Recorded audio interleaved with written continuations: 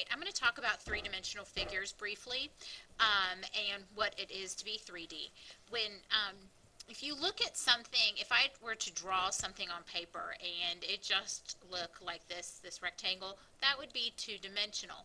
But if I drew the rectangle like this, and it was coming out, this is called 3D or three-dimensional. So here it just has length and width, but here it has length, width, but then it also has height. It has that extra dimension. So that's the difference between two-dimensional and three-dimensional, or 2D and 3D. Now, a polyhedron is a 3D shape that has many faces, and the key word there is faces. I'm going to talk in a second about what a face is, but if it doesn't have many faces, it's not considered a polyhedron. A face is a flat surface of a 3D object that is a polygon. A circle is not a polygon. So if a 3D object has a circle on it, that circle is not considered a face. That's a common mistake that a lot of people make. But if it's not a circle, if it is a circle, it's not a polygon. Therefore, that is not considered a face.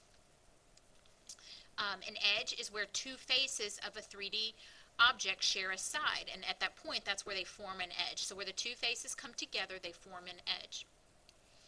A vertex is a point on a 3D object where three or more edges meet. Vertices is plural for vertex. So where three or more edges meet, they form a vertex. Now, just to go over a couple of examples, here's a rectangular prism. Prisms are box-like, and what I mean by that is the opposites, they form a box. And so the opposite sides here, this is a rectangle and the other side's a rectangle, and then everything is connected, and they form a prism. And that's different from a pyramid, because a pyramid, they come to the point up top. Like when you think of the Egyptian pyramids, they come to a point up at the top. Prisms are box-like, and they're determined by the shape of opposite faces. So this is a rectangular prism. This is a cube. I put square prism on here just to show you that the opposite faces are squares and then all the sides are connected. But this is technically a cube, but it's kind of like a square prism in the sense that it's square and it's box-like. This is a triangular prism. You can see the opposite faces are triangles, and then the other sides are just connected to each other. So you've got a triangle here, and then the sides are just connected. And so to go over faces, edges, and vertices, each of these are faces. And so it's kind of difficult to see with the pictures. It's easier if you're actually holding the object in your hand. But this is a face over here, and then you've got a face back here, here, and then on the bottom. So this triangular prism, or all triangular prisms, they have 5 faces. The edges are the straight lines, right here, and then right here, and here. So this triangular prism, all triangular prisms, have 9 edges, and then the vertice is the point where the edges meet. So the dots here, this has 6 vertices. This one kind of makes it a little bit more obvious to see the faces and the edges. Okay, a hexagonal prism. Again, it's got a hexagon up here, and it has a hexagon on the bottom, and then the sides are just connected.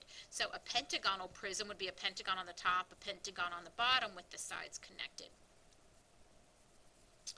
And then just to review, faces, it has a face on the top, a face on the bottom, and then it's got 1, 2, 3, 4, 5, 6 here. So that's a total of 8 faces for this hexagonal prism. It has 1, 2, I'm probably number them, 1, 2, 3, 4, 5, 6, and then there's 7, 8, 9, 10, and again, it's easier if you have them with you, but then there's an 11 and 12 down here at the bottom. So it has 12 vertices.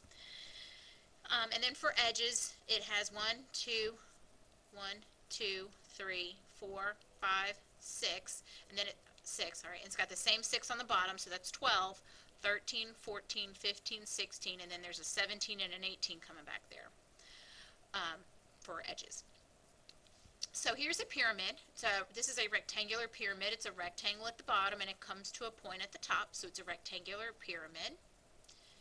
This is a triangular pyramid. It's a triangle at the bottom, and it comes to the point up top, so it's a triangular pyramid.